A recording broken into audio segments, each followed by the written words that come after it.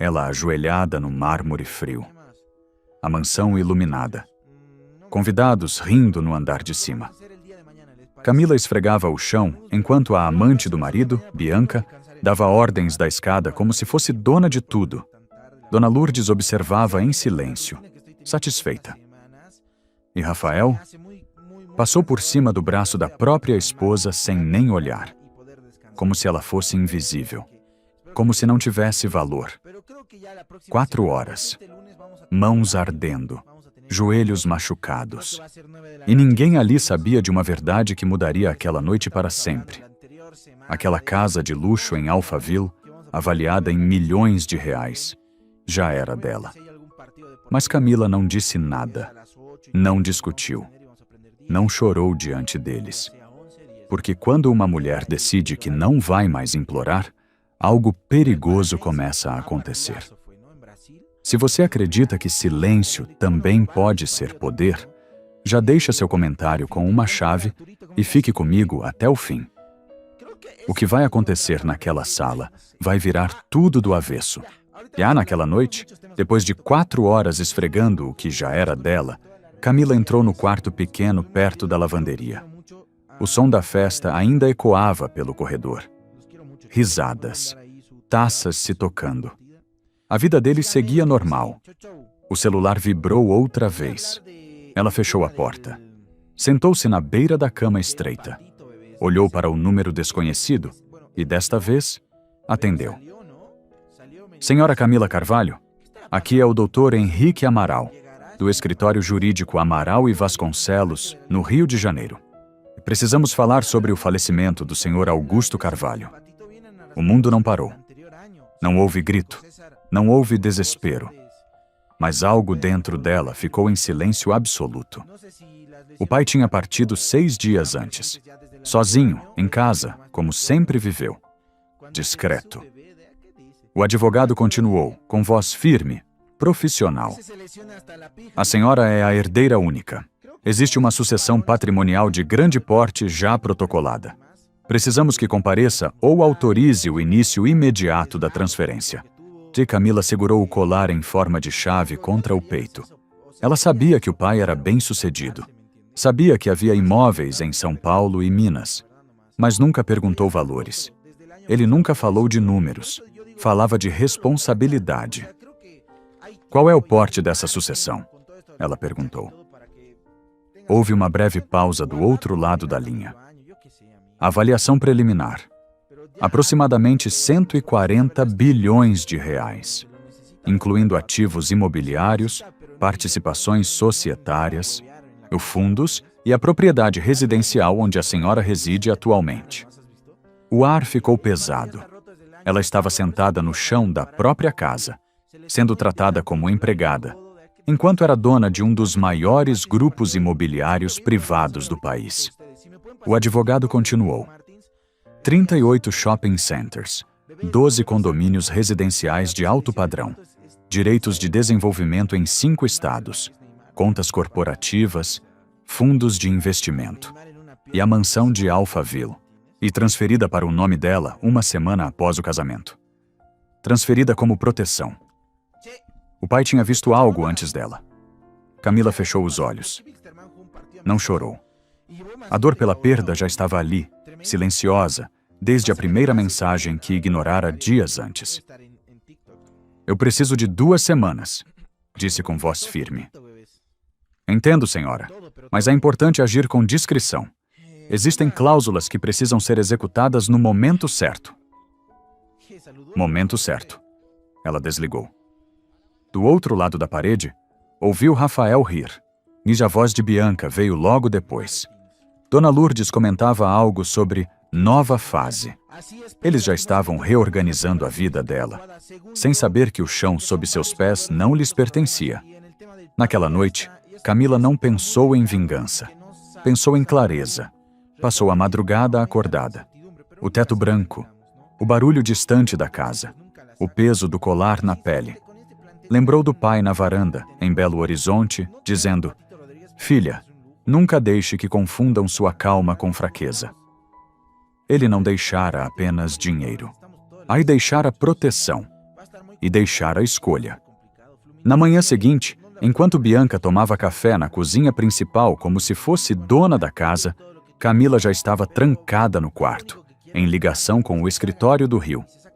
Documentos começaram a ser enviados, cláusulas revisadas, auditorias ativadas, procurações digitais assinadas. Sem barulho, sem anúncio, sem confronto. A família acreditava que ela estava envergonhada, que estava quebrada. Eles estavam errados. Camila não estava quebrada. Ela estava contando os dias. Enquanto a casa celebrava a nova fase, Camila mergulhava em outra realidade. Em silêncio, em sigilo, em preparação. O advogado enviava relatórios detalhados, planilhas, escrituras, participações societárias, tudo organizado com a precisão que o pai sempre valorizou. E quanto mais ela lia, mais entendia quem Augusto Carvalho realmente era. Ele não era apenas um empresário bem-sucedido. Era estrategista, paciente, preventivo. Augusto começou pequeno. Em Belo Horizonte, reformando prédios antigos com o próprio dinheiro. Nunca deu um passo maior que a perna. Nunca assumiu dívida que não pudesse pagar. Ele acreditava numa regra simples. Patrimônio se constrói devagar, mas se protege antes de tudo. Camila lembrava das manhãs na varanda da casa simples onde cresceu. Ele explicava contratos como quem conta histórias. Mostrava cláusulas escondidas. Falava sobre risco, sobre confiança, sobre caráter. Confiança não substitui contrato, filha. Ele dizia. Ela aprendeu cedo a ler o que ninguém lia. O que ela não sabia era que na semana seguinte ao seu casamento, enquanto ela ainda estava em lua de mel com Rafael, o pai já estava no cartório. Transferiu a mansão de Alphaville para o nome dela. Sem avisar, sem espetáculo. Não porque duvidasse do genro, mas porque conhecia o mundo. Ele também reestruturou todo o grupo empresarial. Criou holdings, blindou ativos. Estabeleceu cláusulas que impediam qualquer cônjuge de reivindicar participação automática. Tudo legal, tudo antecipado. Ela vai saber a hora de usar, disse ao advogado na época. E agora? A hora estava chegando.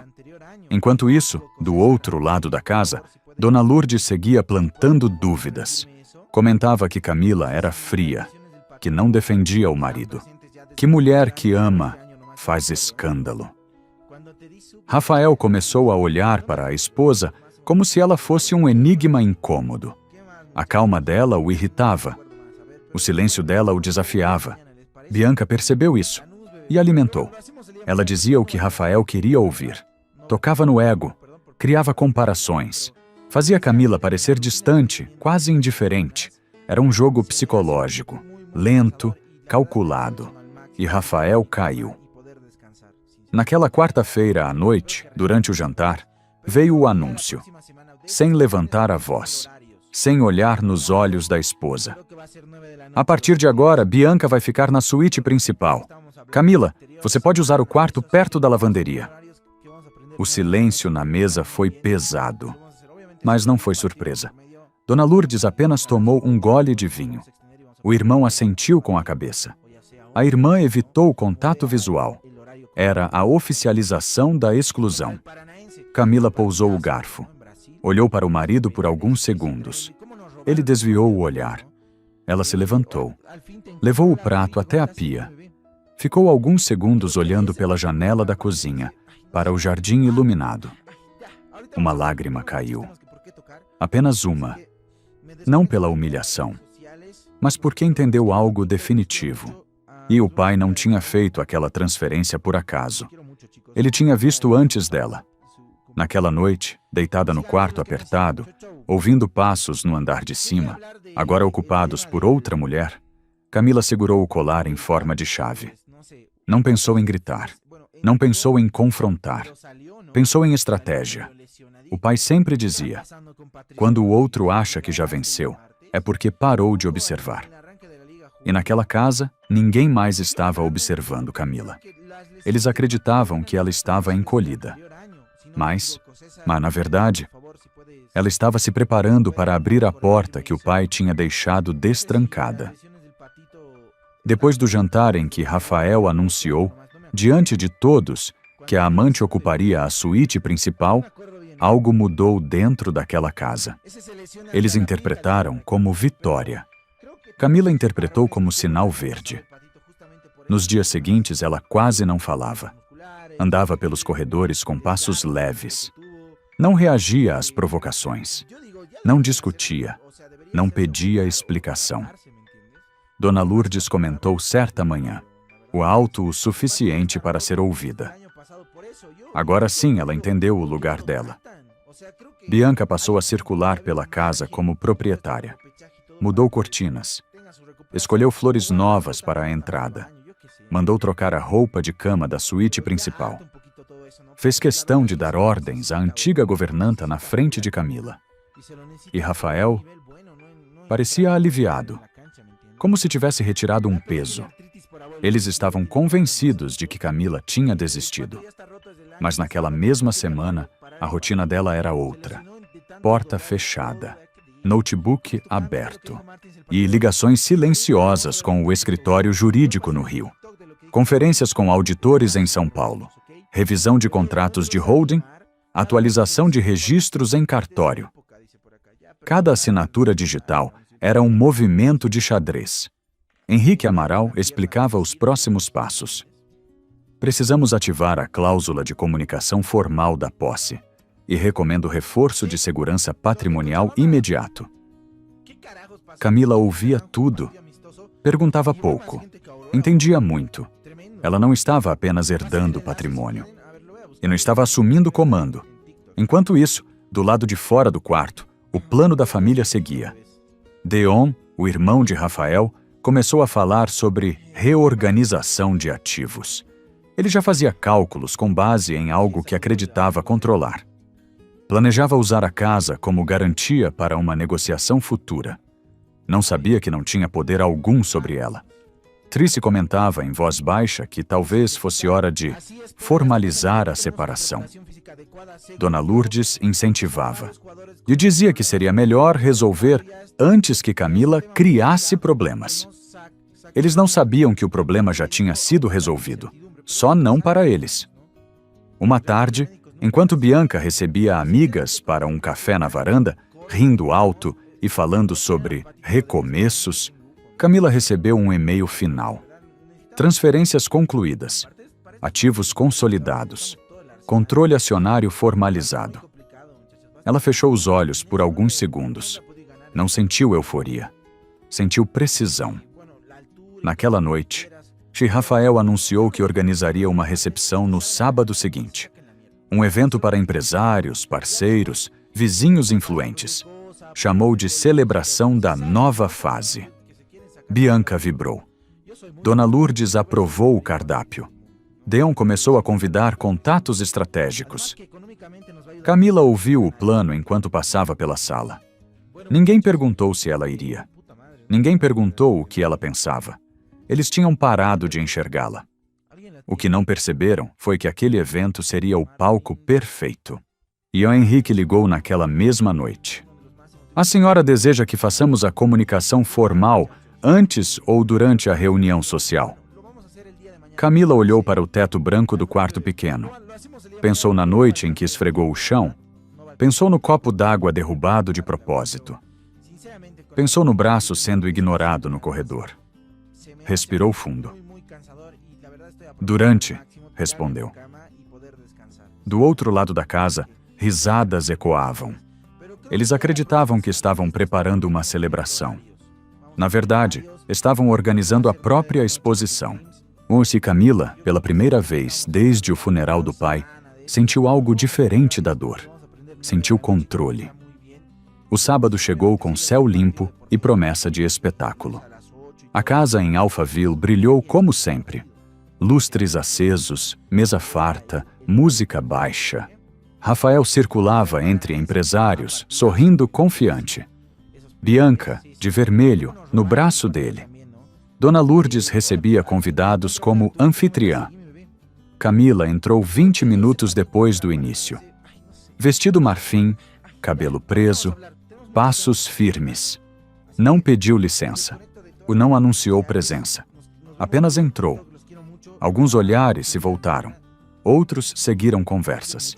Até que Henrique Amaral cruzou a porta logo atrás dela, acompanhado de 2 assistentes.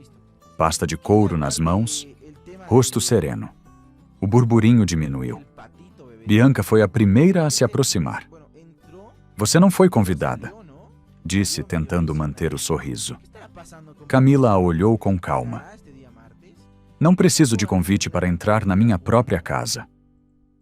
Rafael se aproximou, forçando compostura. Camila, então não é hora para drama. Henrique abriu a pasta e colocou os documentos sobre a mesa central, alinhados. Selos, carimbos, assinaturas reconhecidas em cartório. A voz dele foi clara, audível para toda a sala. A propriedade residencial localizada em Alphaville, com 4.500 metros quadrados de área construída, encontra-se registrada exclusivamente em nome da senhora Camila Carvalho desde uma semana após o casamento com o senhor Rafael Almeida. Um silêncio pesado caiu. Henrique continuou. Além disso, foi formalizada há 6 dias a transferência integral do patrimônio do Grupo Carvalho, incluindo 38 shopping centers, 12 condomínios residenciais de alto padrão, direitos de desenvolvimento em 5 estados, fundos imobiliários e contas corporativas. Valor estimado, 140 bilhões de reais. Herdeira única, senhora Camila Carvalho. O som de um copo tocando o chão ecoou. Dona Lourdes parou no meio de um gole. Deon ficou imóvel. Trice recuou 2 passos. Rafael olhou para Camila como se estivesse vendo outra pessoa. Isso não pode estar certo. Henrique respondeu com firmeza profissional. Está devidamente registrado e validado. Recomendo que consultem seus advogados antes de qualquer manifestação pública. Camila não levantou a voz. Não sorriu. Não provocou. Olhou para Rafael e falou com clareza. Você me entregou um balde e um pano na casa que já era minha. Eu limpei. Agora eu estou pedindo que você a desocupe. A frase cortou o ar. E não havia grito. Havia verdade. Rafael abriu a boca, mas nenhuma palavra saiu. Os empresários presentes começaram a trocar olhares. Telefones discretamente retirados do bolso. A notícia estava nascendo ali. Bianca soltou o braço de Rafael como se o toque queimasse. Dona Lourdes tentou reagir. Isso é um absurdo. Essa casa sempre foi do meu filho. Henrique respondeu, apontando para a escritura. Não, senhora. Nunca foi. A diferença entre aparência e realidade ficou exposta diante de todos. E Camila segurou a escritura por um instante. Viu a assinatura do pai na primeira página. A caligrafia firme. Proteção silenciosa. Colocou o documento de volta na mesa. Não precisava dizer mais nada. Virou-se. Caminhou em direção ao hall de entrada. O lustre refletiu luz no colar em forma de chave. Ninguém tentou impedir. Rafael permaneceu parado no centro da sala, percebendo talvez pela primeira vez que tudo o que acreditava possuir nunca lhe pertenceu. E naquela noite, diante de todos, a verdade fez mais barulho que qualquer escândalo. Depois daquela noite, nada voltou ao normal. Na verdade, o normal que eles conheciam simplesmente deixou de existir. Em menos de 48 horas, a notícia circulava discretamente entre empresários de São Paulo. Não foi manchete. Não precisou. Bastou um comentário em um jantar fechado, uma mensagem encaminhada, um áudio vazado. Você sabia que a casa nunca foi dele? Rafael começou a sentir o peso real da exposição. 3 reuniões importantes foram adiadas. 2 investidores pediram revisão de contratos. Um banco solicitou atualização de garantias. E foi nesse momento que ele descobriu a verdade mais dura. Não havia garantias no nome dele, nem a mansão. nem participação acionária relevante, nem acesso às contas do grupo. O sobrenome que ele carregava socialmente nunca foi jurídico. Bianca desapareceu primeiro. Na segunda-feira, ainda tentou manter postura nas redes sociais, fotos antigas e frases sobre seguir em frente. Mas os comentários vieram rápidos demais. Perguntas incômodas, insinuações, risos virtuais. Na quinta-feira, o closet da suíte estava vazio, sem discussão, sem despedida. Ela entrou naquela casa por cálculo, saiu pela mesma razão. Dona Lourdes reagiu com fúria. Ligava para o filho a cada hora. Como você deixou isso acontecer? Mas não havia resposta. Deon, que dias antes falava sobre alavancar ativos da família, percebeu que não tinha nada para alavancar. Sino negociações que ele já considerava certas evaporaram. A estrutura que sustentava aquela confiança coletiva era patrimônio de Camila. E patrimônio não se divide por suposição. Na sexta-feira, uma notificação formal chegou. Prazo para desocupação voluntária. Regras claras. Inventário de bens pessoais permitido apenas com agendamento. Sem escândalo. Sem humilhação pública. Apenas lei. Rafael passou a noite sentado na sala vazia. A mesma sala onde dias antes brindava a nova fase. Agora, ecoava silêncio. Ele começou a entender algo que nunca tinha aprendido. Confiança não substitui documento. Aparência não substitui posse. 3 semanas depois, ele foi até o portão da casa. Não mais como anfitrião, como visitante. Estava sozinho. O segurança, já orientado, manteve postura profissional. Dona Camila não está recebendo. Rafael tentou insistir. Eu só quero conversar. O segurança fez uma ligação breve. Ouviu. Desligou. Ordem mantida, senhor. E o portão de ferro permaneceu fechado. Rafael ficou ali por alguns minutos, olhando a fachada iluminada. A casa que ele acreditava comandar. O jardim que ele mostrava com orgulho aos amigos. Nada daquilo era dele. Ele caminhou de volta para a rua sem plateia, sem testemunhas. Dentro da casa, Camila acompanhava relatórios financeiros com a equipe jurídica. Reestruturação administrativa em andamento. Novo conselho sendo formado. Auditorias internas revisando cada setor. Ela não estava comemorando. Não estava trabalhando. A dor pela perda do pai ainda vinha em ondas silenciosas. Mas junto com ela, vinha algo mais firme. Direção. Camila não precisava expulsar ninguém gritando. A lei já tinha feito isso por ela. E naquele contraste entre quem gritava e quem agia, ficou evidente algo que ninguém naquela família tinha entendido a tempo. Eles confundiram silêncio com fraqueza. E descobriram tarde demais que estavam vivendo, há 3 anos, e sobre o alicerce de uma mulher que nunca precisou fazer barulho para ser dona de tudo. A saída da casa não foi cinematográfica. Não houve gritos. Não houve polícia. Houve caixas de papelão. Rafael recolheu roupas, documentos pessoais e alguns objetos que realmente lhe pertenciam. O restante nunca foi dele. Cada passo pelos corredores parecia menor do que antes. A casa que ele mostrava com orgulho, agora, o observava em silêncio. Dona Lourdes insistia ao telefone. Isso não pode terminar assim. Ou você tem direitos. Mas os advogados já tinham deixado claro. Direitos exigem provas, e provas exigem registro. Ele não tinha nenhum dos dois. Nos dias seguintes, o telefone de Rafael tocava menos. Convites cessaram. Um almoço importante foi cancelado sem nova data. Um antigo parceiro enviou mensagem curta. Precisamos rever nossa exposição. Exposição. Era essa a palavra. O nome dele, antes associado à solidez, agora vinha acompanhado de desconfiança. Não por crime, não por escândalo explícito, mas por algo mais silencioso. Falta de substância. Bianca não voltou. Uma mensagem fria foi tudo o que deixou. Eu preciso pensar em mim. Ela sempre pensou.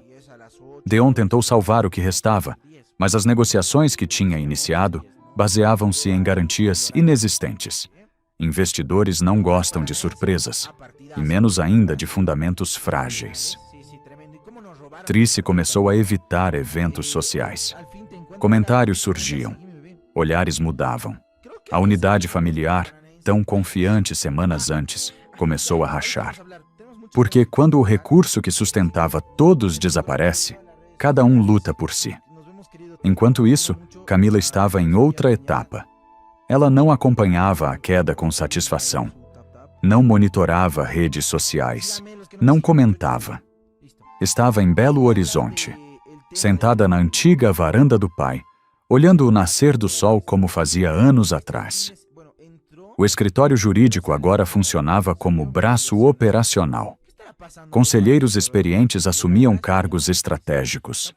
Ela participava das decisões principais, revisava relatórios, analisava projetos. No primeiro trimestre, sob sua liderança direta, houve crescimento de 18% na receita consolidada. Não por sorte, por gestão cuidadosa. Ela também aprovou a criação de um fundo habitacional com o nome do pai. Moradia popular em regiões periféricas. Augusto sempre acreditou que patrimônio só fazia sentido quando deixava legado. Camila não precisava provar nada a ninguém, mas precisava honrar o que recebeu.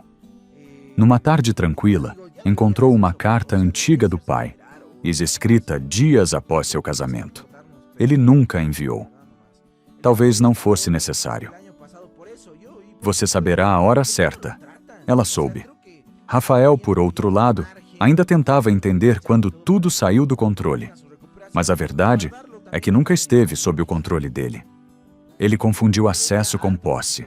Confundiu presença com poder. Confundiu calma com submissão. E pagou o preço dessa leitura errada. Meses depois, ao passar por Alphaville, ele evitava olhar para o portão. Não por raiva, por consciência. E o Camila não o bloqueou por ódio, bloqueou por limite. E para quem já viveu mais de 3 décadas neste mundo, sabe, limites são mais poderosos que vingança. A queda deles não aconteceu de uma vez. Aconteceu na medida exata da ilusão que sustentavam. E enquanto uns perdiam nome e espaço, uma mulher reconstruía sua vida sem precisar destruir a própria essência. Porque força verdadeira não precisa humilhar. Precisa apenas permanecer. 6 meses depois, e a mansão em Alphaville já não carregava ecos de discussão. Carregava ordem, gestão, direção. Mas Camila escolheu não ficar ali o tempo todo. Ela voltou para Belo Horizonte, para a casa simples, onde aprendeu o valor da paciência. Não voltou derrotada. Voltou inteira. Sentada na varanda ao amanhecer, com uma xícara de café nas mãos, ela observava a rua acordando devagar. O barulho da cidade ainda distante. O céu clareando. A cadeira do pai ao lado, vazia. A ausência doía. Ainda doía. Mas não era mais uma dor que quebrava. Era uma dor que ensinava. Camila assumiu oficialmente o Grupo Carvalho. Reuniões estratégicas, decisões firmes, expansão responsável. Nada impulsivo. Nada exibido. Ela manteve o que o pai construiu com o mesmo cuidado com que ele a criou. Não deu entrevistas.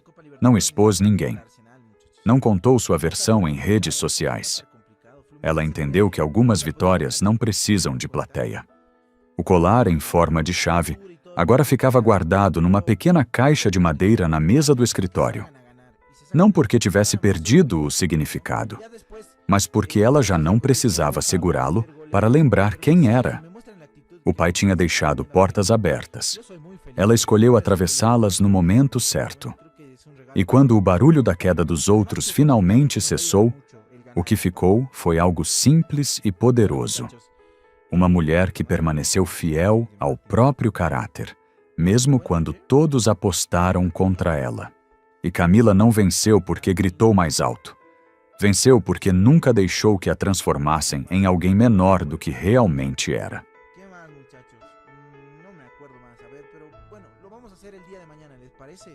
Lição de vida para quem tem mais de 35 anos e já enfrentou humilhação, silêncio ou desvalorização.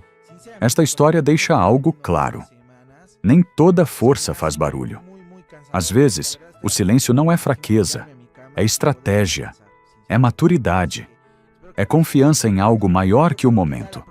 Ou quem constrói a própria base com caráter não precisa disputar palco.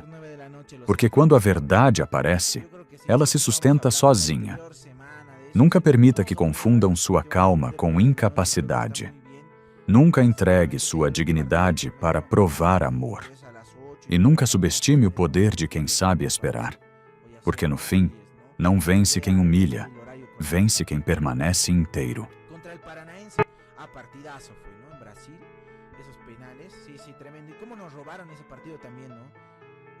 Hola, al fin te encuentro. Hola, Arturito, ¿cómo estás? Seguime, bebé.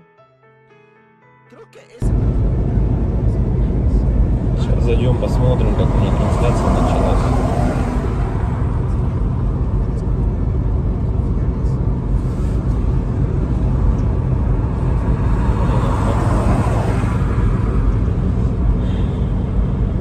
Если вот рассматривать, я говорю, задумываясь о том, что прожитые типа 30 лет, так смотришь на многих людей, которые сейчас, соответственно, живут, которым в районе 30, которые уже потеряли вообще вкус к жизни, да, радость какую-то от жизни. Таких, причем, кстати, становится все больше и больше. Мне кажется, этот средний возраст, когда говорили, что начинается вот этот кризис среднего возраста, он тоже сместился, как и говорят, что сейчас люди, в принципе, быстрее взрослеют, быстрее осмысливают все, да, почему-то это всегда все в плохом больше ключе на самом деле, да, вот что сейчас дети, к примеру, быстрее взрослеют, вот, и мне кажется, кризис вот этот среднего возраста, он, наверное, тоже сместился. И вот я думаю, что он сместился где-то в районе 30 лет. Опять-таки, это тоже не со всеми, наверное, связано. Не у всех людей так, все люди разные. И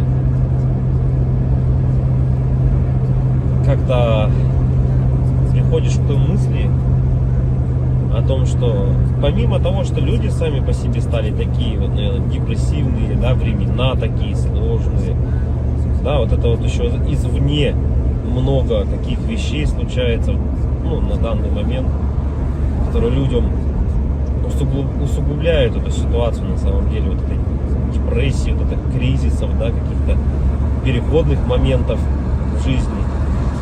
И непонятно, если конец этому всему, да, наступает для людей потом белая полоса в жизни, и они не могут выбраться из нее. Примеров достаточно на самом деле много. К примеру, вот сосед у меня есть такой хороший парень был. И есть, он хороший человек сам по себе. Но вот у него сейчас очень сложные времена такие, как бы дизмораль на него напала.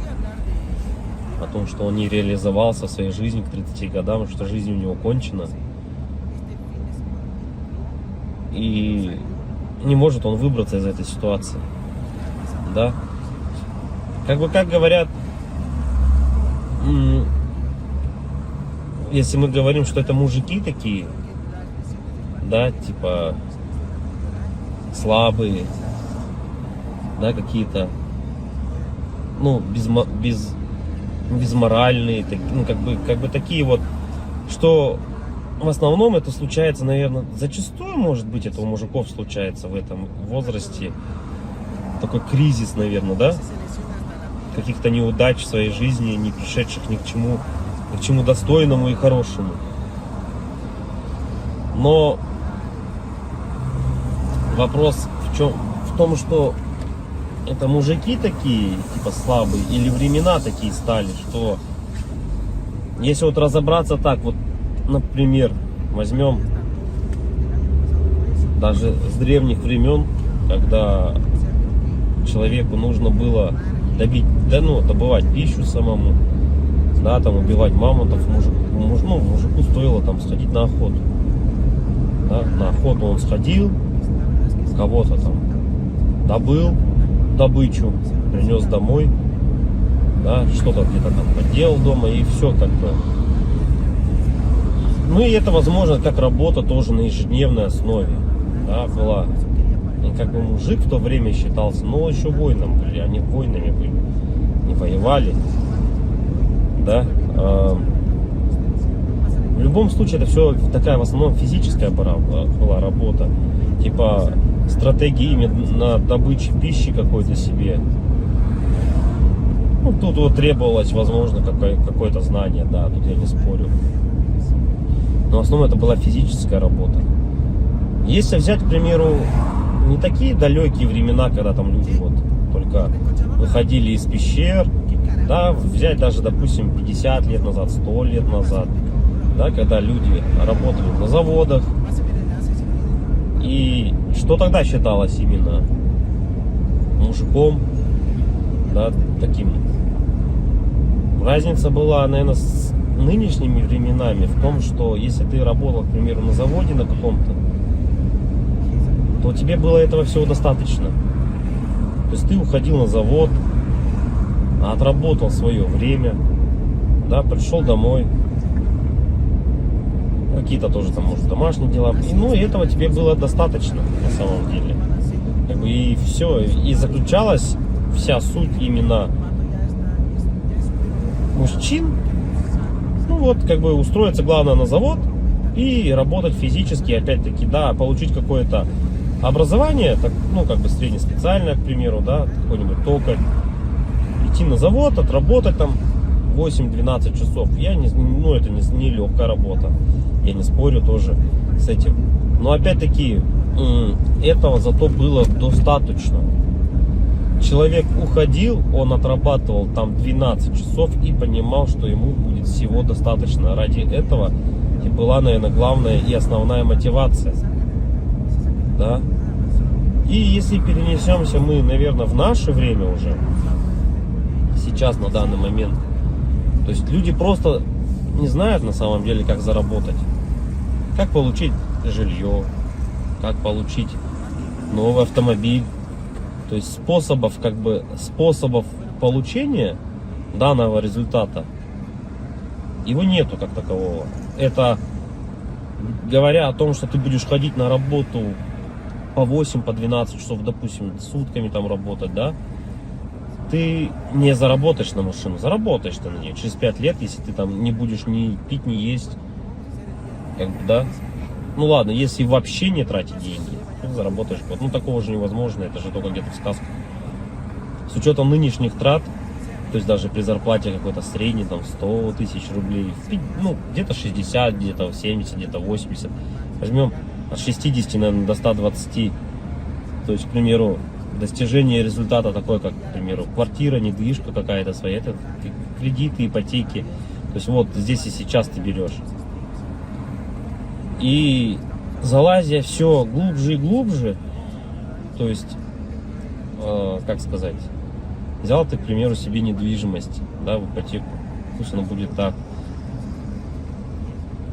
Помимо тех трат, к примеру, помимо этой ипотеки, там, ремонт и так далее, тебе за эти 20 лет нужно и телефоны менять, и одежду менять, и так далее, там, кушать надо. Машины также в этот же момент менять тебе надо. И то есть это кабала на самом деле такая, она дизморальная. И к чему это все? Что же значит мужик в наше время, который ходит на завод, работает 12 часов, а денег у него все равно нету? Как бы добычу он принести уже не может, да? Ну типа он может сходить в лес, но от этого толку особо не будет. И, наверное, какие, ну, сам интернет, во-первых, расфорсил вот это вот все, то, что люди должны зарабатывать какие-то миллионы. Они должны зарабатывать. Это было бы шикарно, если бы каждый зарабатывал. Но каждый по своей сути не может столько зарабатывать, да, потому что не хватит денег, чтобы каждый. А может их и хватит, но никто никому не даст так зарабатывать. И вот возвращаясь, к примеру, к тому, что какая зарплата? Ну, 1300, наверное, должна быть в наше время, чтобы как бы себя, наверное, обеспечивать, да? Хорошо. Одному. И кто же тогда мужик в наше время? Типа, что он должен делать? Что он должен выполнять? Как бы, если он ходит на работу, но смысла от этого нету. Ну, как бы он есть, да, у тебя какой-то идет доход, но если его недостаточно. Смотришь другие профессии, другую работу, да,